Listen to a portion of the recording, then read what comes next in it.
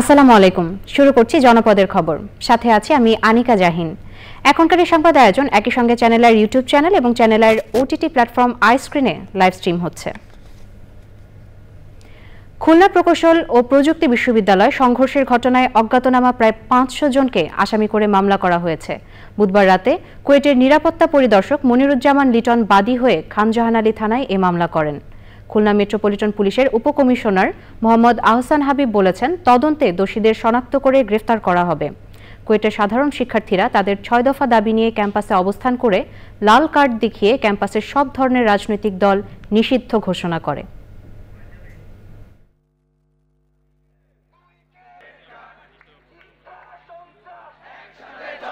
কোন উপদেষ্টা এখনো পর্যন্ত আমাদের এই ঘটনা নিয়ে আমাদের সাথে যোগাযোগ করেনি। আমরা কেমন আছি, আমাদের কি করা দরকার, কিভাবে আমাদের এটা হবে, এখনো পর্যন্ত তারা কোনো যোগাযোগ করেনি। আমাদের যে দাবিগুলো ছিল সেই দাবিগুলো মানা হয়নি দেখে আমরা এই স্মারকলিপিটি রেডি করেছি। এখানে আমাদের প্রত্যেকটা শিক্ষার্থী, আমাদের যে ৫ ব্যাচের ৫,০০০ শিক্ষার্থী সাইন করবে এবং এইটা আমরা ইন্টারিম গভর্নমেন্টের কাছে পাঠাবো। ময়মনসিংহের গফরগাঁওয়ে ভাষা শহীদ আব্দুল জব্বার গ্রন্থাগার ও স্মৃতি জাদুঘর ১৫ বছরেও পূর্ণতা পায়নি। সেখানে যাওয়ার রাস্তারও বেহাল অবস্থা। বছরের একদিন ছাড়া অন্য সময় থাকে না দর্শনার্থী। কর্তৃপক্ষ জানিয়েছে, দর্শনার্থী বাড়াতে পরিকল্পনা নেওয়া হয়েছে। ময়মনসিংহ থেকে শেখ মহিউদ্দিন আহমেদের পাঠানো তথ্য ও নাজিম উদ্দিন সাইদের ভিডিও চিত্রে নাফিস ইফতেখারের রিপোর্ট। ভাষা শহীদের স্মৃতি রক্ষায় ২০০৮ সালে ময়মনসিংহের গফরগাঁওয়ের পাঁচুয়া গ্রামে নির্মাণ করা হয় ভাষা শহীদ আব্দুল জব্বার গ্রন্থাগার ও স্মৃতি জাদুঘর। গ্রন্থাগারে ৪,১৩০টি বই রয়েছে। তবে জাদুঘরটিতে নেই শহীদ আব্দুল জব্বারের ব্যবহার করা কোনো জিনিসপত্র, নেই সে সময়ের পত্রিকা।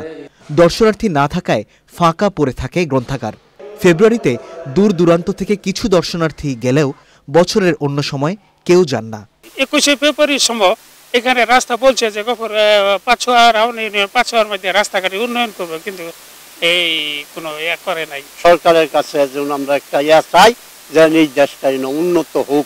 জব্বারের ব্যবহৃত কোনো জিনিসপত্র আমাদের নাই, বিধায় আমরা তাদেরকে দেখাতে পারি।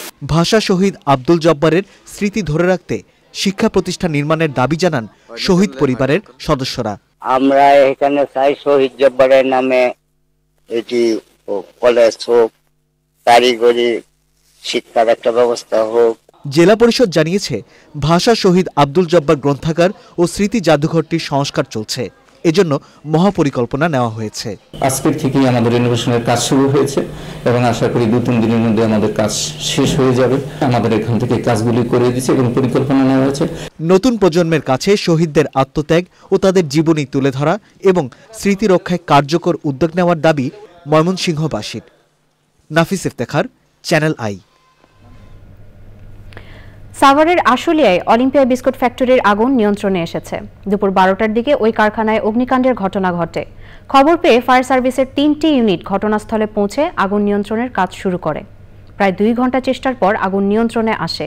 অপরদিকে সাভারের নামাবাজার এলাকায় আগুনে পুড়ে গেছে বেশ কয়েকটি দোকানপাট।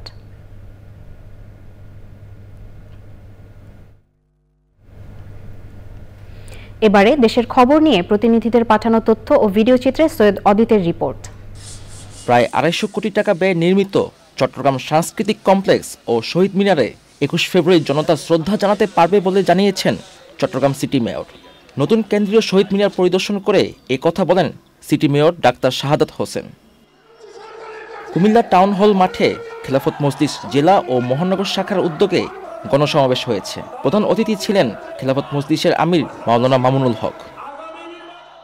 জামায়াত ইসলামের সাবেক কেন্দ্রীয় ভারপ্রাপ্ত সেক্রেটারি জেনারেল এটিএম আজহারুল ইসলামের মুক্তির দাবিতে ব্রাহ্মণবাড়িয়ায় বিক্ষোভ মিছিল ও সমাবেশ করেছে দলের নেতাকর্মীরা।